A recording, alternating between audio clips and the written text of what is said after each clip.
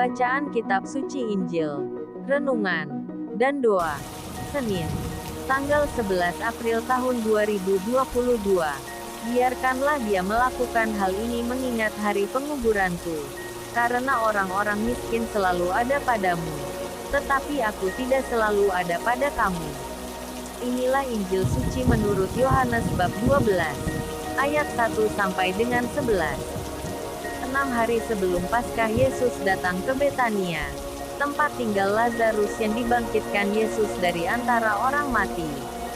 Di situ diadakan perjamuan untuk dia dan Marta melayani.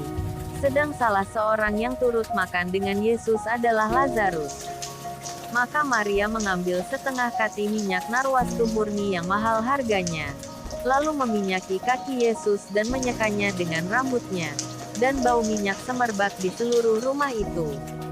Tetapi Yudas Iskariot, seorang dari murid-murid Yesus, yang akan segera menyerahkan dia, berkata, "Mengapa minyak narwastu ini tidak dijual 300 dinar dan uangnya diberikan kepada orang-orang miskin?"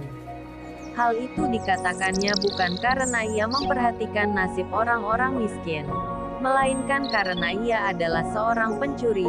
Ia sering mengambil uang yang disimpan dalam kas yang dipegangnya. Maka kata Yesus, "Biarkanlah dia melakukan hal ini mengingat hari penguburanku. Karena orang-orang miskin selalu ada pada kamu, tetapi aku tidak akan selalu ada pada kamu."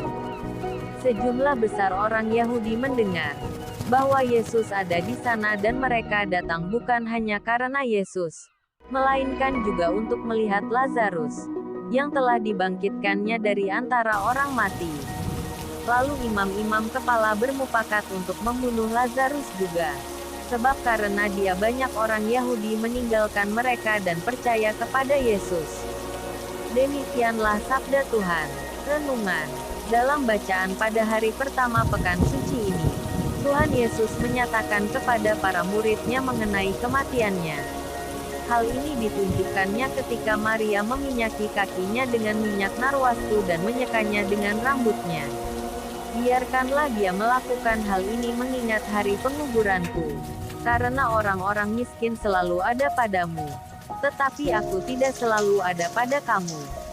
Tuhan Yesus meminta para murid untuk membiarkan Maria melakukan itu, mengingat kematiannya sudah mendekat. Dari kata-kata Tuhan Yesus ini, ada dua penekanan yang kiranya penting untuk direnungkan, yakni membiarkan karya cinta bakti kepada Tuhan berlangsung, dan hubungan antara Tuhan Yesus dan orang miskin. Tuhan Yesus menghargai orang yang melakukan cinta bakti kepadanya. Ia tahu akan ketulusan hati setiap orang, karena ia pun senantiasa tulus membantu setiap orang yang membutuhkan pertolongannya. Ia merasa iba kepada janda yang kehilangan putranya, kepada orang buta, tuli dan bisu.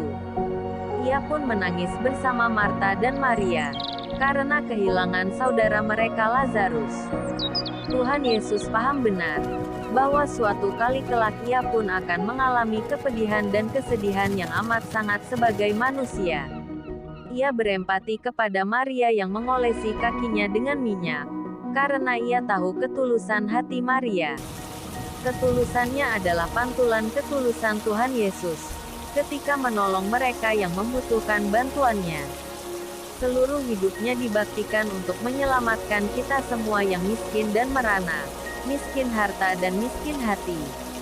Namun kata-kata Tuhan Yesus adalah benar. Dari generasi ke generasi, orang miskin selalu akan ada. Tugas kitalah di setiap generasi, untuk memberi perhatian kepada mereka yang miskin. Marilah berdoa. Ya Tuhan Yesus, bantulah aku untuk berkorban dengan penuh ketulusan. Bantulah aku pula untuk memiliki hati untuk mereka yang miskin. Karena dengan cara, akan kutunjukkan panggilanku sebagai pengikutmu. Amin. Salam kasih. RHPE Channel.